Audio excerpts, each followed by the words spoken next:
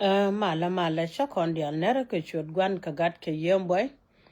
En mama mwal dia ne ka dia Europe kana Africa ka America kan Canada ka Australia kan Asia. Nera dor men gwa ka pan ga kan benti u kola unwer kan dor je kan. En te ga jaw ga de mugoro bana belin ka chikon en boko media kon ho dia no goro en bara chen ka gwa matot. Miki da pon no kon bang pikon men chala men wera.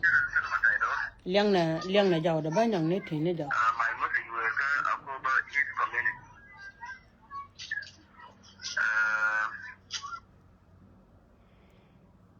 Ala wo ga nuere mi ranga me chiga yonga chaga yango pika mi alia chiga yonga ka chaga yonga pika mi jen dilu a chi yonga gad ka che yonga pika la yen wuna nuera e chinga wud janga chagalat chinga wud janga chagalat ma kunya la wachana da wo e a chala mai wo na kula wudi chinga ne jang mai daga doran chinga dan gwa mane ani kan wa chala ma ngadi a jingu kan ti chen lo da ngaja aji den mane ko logo je chi chen bana ka kan koron ken chen ga danga ani kan alar no ko ku kan sopo no ku medien jin chen te mi logo ka won mi chware yang ma char chi mi wuda chwale tai man ngadi mane de ye wona we gur mi te mi shilo de ye na we gur dinu kur ma de je ga ma char ke dinu kan mi so Allah unwar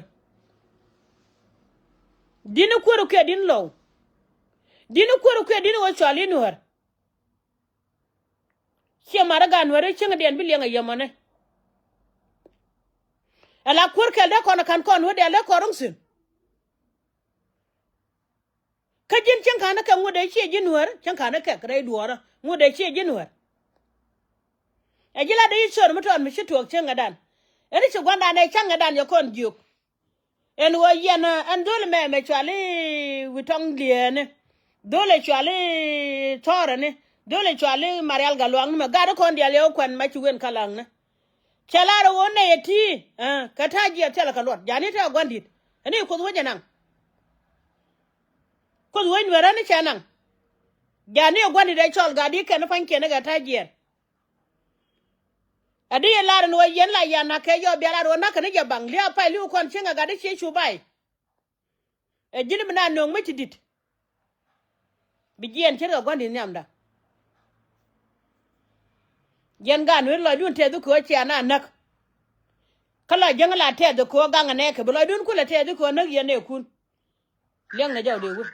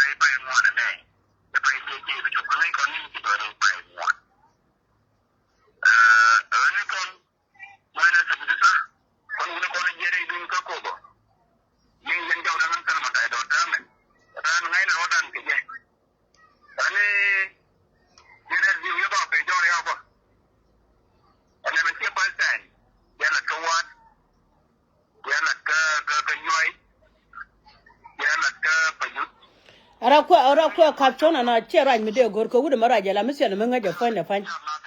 kie me da kana lat ke lo cho madung na cha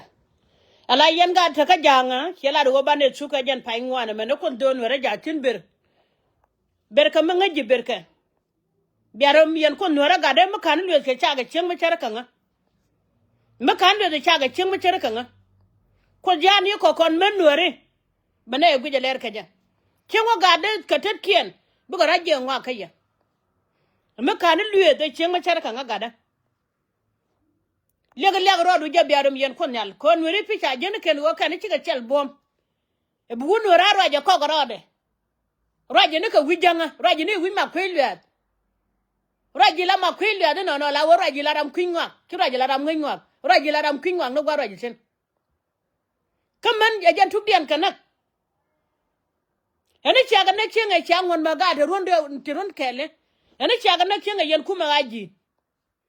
yana la ro na ra ene chaga lal maluk ene chaga dang mama sure ene chaga wang madel wal tinde ne kun kula de sen ene chana nang me chaban kuma gaji ngala pala kama nen che mar me chu ne apojo ne ka kan biya ka biya nagana be ko we kala bangang ko ter yen kuri chon mi chwale jeng ke ya mi chukuru choga ya biya balade no aji ma kon baba ko ter chon mi chwale nuer ya mo ne ben ya bako lara asialo ma yo we ye bako lar ram logo wer gwa wisin ko jen kuma da chage medan ko chunwaran chap chen fakir mi oguru ne wun mu gwa wun mu chok chen ada na chana ju ka ko je me chwale ju mene ngumba na na dor na ka lengu ngume na kana me wana na dor to dor na ka lengu me wana ju ka chamara na kam jana kan nu la ja ju ke ite ka 91 me angong na ma kwilwat me ra jaga de ju ki chen ka je bor nuere be na ja pu ke long ber ka me ngaji chala ro guru wulu medan no ere logo na mo be daga tin ngon nuere ka raj ma wala ngone ka raj kiran chene de mu suga do ramadan chele de matwo ne ka benti obono pan ga obono ka lo nuer de kai kula ka je no chene di ara pal pin e ka yelo kwiro ne kura pa je chenga gwa ma pan ga ka ngane ko kura pa nye chenga gwa ma de je kanya ngane ka wulan kan yelin ke kwije kola chuga che maro kuru no chal tel pakir be tok kor guru no tel pakir be suksel mi su wi mona mene cheng lag ra da wale ko tel pakir bo me jagro ro kontin kamen kuno duare cherke ye bire do jeng na garan jalla de jen wo atere gukine na me ala boran bagalo jeng ma garan tingi liu boare chilet ko ro bagalo jeng ma gar ko ti ke video ni ti chalat kon ba chong do nuere ka chara mu nu chuk nuer jaga kot ne gadwel medan mejen kana buka warar wakarar ka lengu jel ga chel tet kien me pero wo be ke te bonu me jel ke je chu ko chung rom ga je ber ka guli ku do ngai tone biarom yen ko chak ko da chak lo biarom yen je e mo kan da do lo ga medan gad gwar e mo kan do de chaga chen me cher ka nei ko do nuere ba jal ke la ga nuere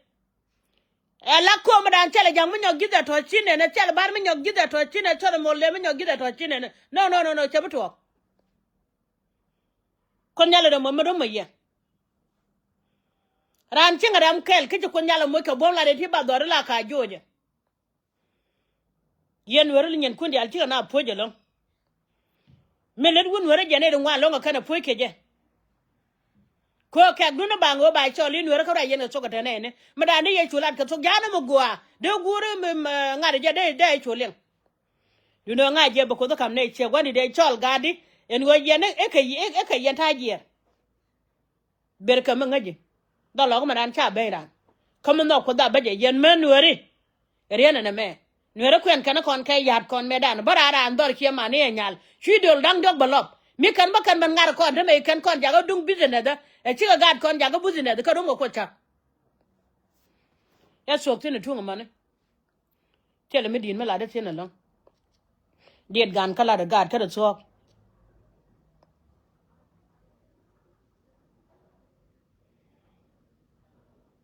che mara wen wan dit bia mal che ji de che mal che la de te ne dun ta kon nyal po dien dia yo te din mu go ne ja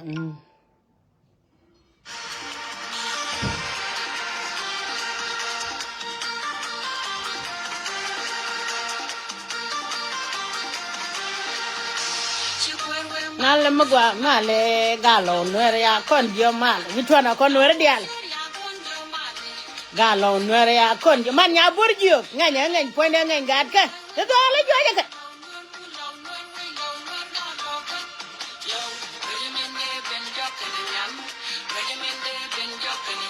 hayo biba doctor Machar biba doctor yed biba general ka dial biba nya burgio biba de yimbo de jiral go ro biba which one I con nuere dial ito ala joja ka ito la ka ne yere god jone ke mari chen nye dera gad ka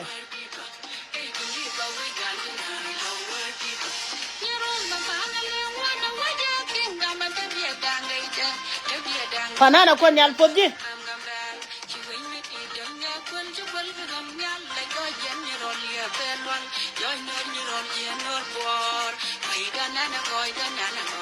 when you are mangwa when you are na sine late ine kwany ine gad ka cook jobe tara ga bor ine gad ka cook jobe tara ga jango kana bar ken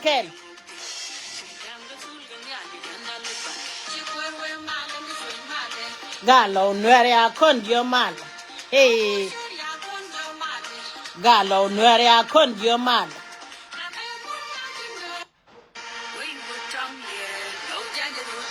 we tong lia lenga tega chon me ai kwanya je ani chi wutong lia ne te a kwanya po ni medi gadila we tong lia galo nuere a kon dio mal galo nuere a kon dio mal chete lo de lo ate chae joga dwan gaga awati me be ni ka jodun gwamo jango gi waka beni kwanero mo gwamo ni bo wa put ke chot kot kan chot ran kon nuere ini gwaje ne ko nyaltin go wata me ga pan gaga o waka bintiu tela gwamlen ko le gwen mi ko le ngoro wadore chero marum kiri dial me yene dial ser pem man nya burjo ga changda wala la tere te kan wa mi di long bodole jogo me be ko le jon wa tel mi tilat ate jo wulide de ber yare ka wulit kel ye gwani de chelat chengadan chele jalwa kara mliu ki jane de la na celebration de jono ko nyalo gwadin e chimo gwa chele kane ko dor mi chale nuer e chiena ga gude me a won a wa ko ne jane ya tanke de ngara ne aboko ngene ko me dan munda don nuer mangwa ke mare chenya de ke mare kara ga ta ke mare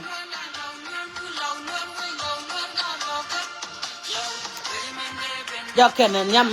gweja gadwa nge ga gweja mede ben jogo ni akan mede nyam ge gadwa nge ga gweja jok which one akon were dial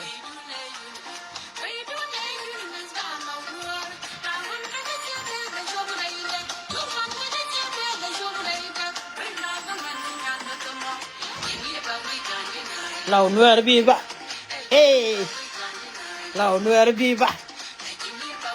ram lu ga yo bo wo ra de tia dong bo yong ni jen bo yo ai wo viva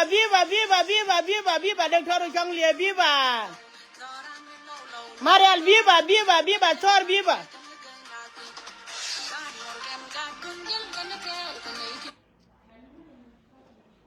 garden road viva we ya we viva wale man nya burgio Chawa kirin wer kana gan man chiwe da tolewa shilo nwer kwer kirin wer kana gad gwan chiwe da tolewa yo pan ga kwer kirin wer kana gan man chiwe da tolewa shebien te kwer e kwire nuer kana gan man chi we da tole wa chi ji ken kwer jang ye dol ya chwara be ne chwar ja ga chamra e chi mo dol ya chwara be ne chwar ja ga chamra e chi be dol ya chwara be ne chwar ja ga chamra e chi je be dol ya chwara be ne chwar ja ga chamra e dol nga ka e dol kana ye da ga jon gene gore baba la na magad ka baba so po na gad ka chele jang mu nyoro de to ko mu dan chele chia go ro dun ga dwan ge ga chia go ro dun gwe go ne dia gwe yen tin go nga je yer wede ne tele kore kur kon dun mi chole no tele kore kur ka be biro ma kon yal kono ko run kon manda ba go ye chuda chole pinya bene pin ko de jung yere no char wi kwi da pare kwi dun kene kwi gan kun ba ko bible na me ba ko chol ba den yal kien diale ken ka ngut che mar ne dal dual ren yal kun yal yen ka ngut be pen ge chot kon yal